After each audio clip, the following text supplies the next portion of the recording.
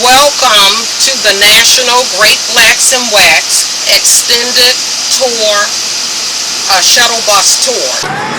Please sit back and get ready for an exciting day.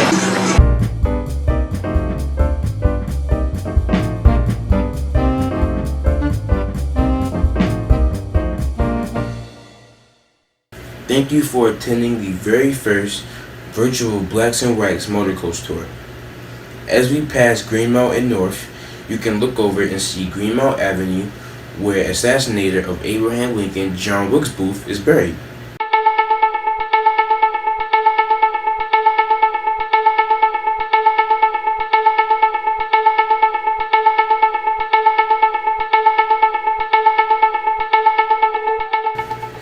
Jim Crow laws were a collection of state and local statutes that legalized racial segregation, named after a black minstrel show character. The laws, which existed for about 100 years from post-Civil War era until 1968, were meant to marginalize African Americans by denying them the right to hold jobs, get an education, or other various opportunities. Those who attempted to defy Jim Crow laws often faced arrests, fines, jail sentences, or possibly even death.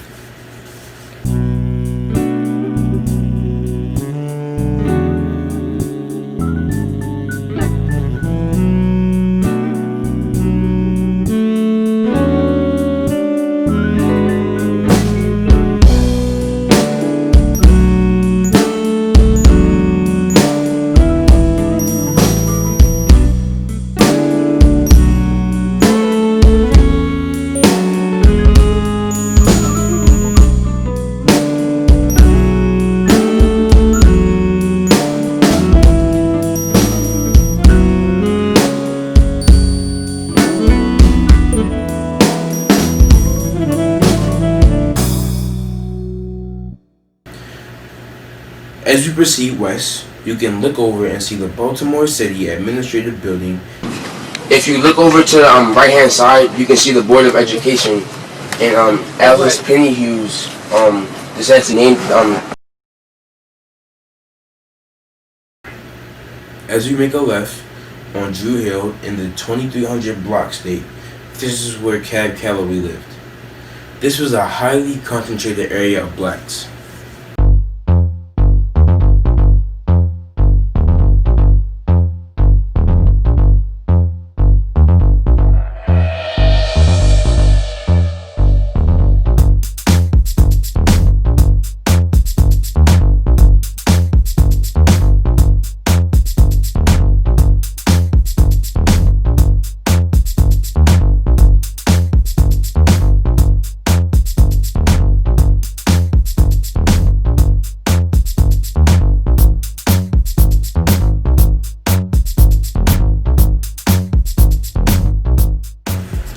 As we move down to the 1500 block, in the middle of this block was the colored YMCA.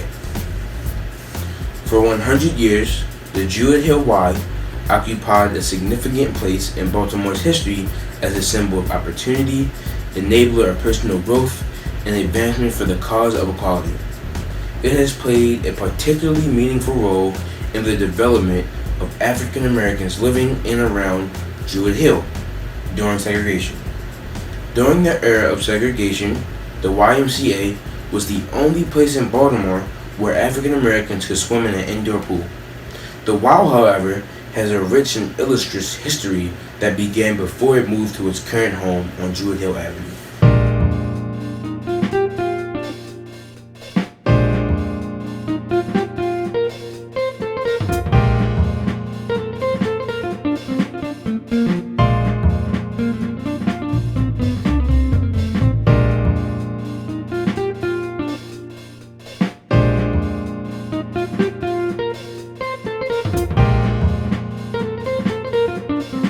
As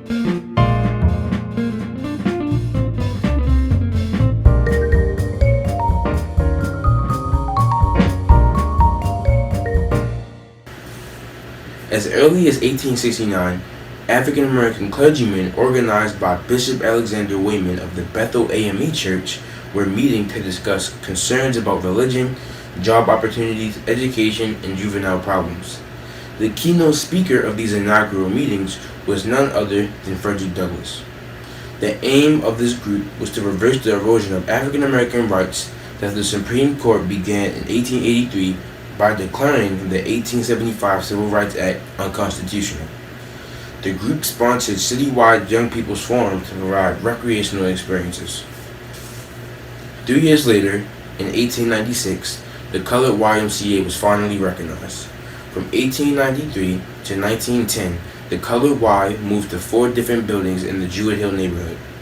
In 1911, a campaign for a permanent building was launched with the gift of $25,000 from philanthropist Julius Rosenwald. Fast forward in 2010, with the help of many volunteers and donors, the Y in Central Maryland facilitated the complete renovation of the Jewett Hill Y.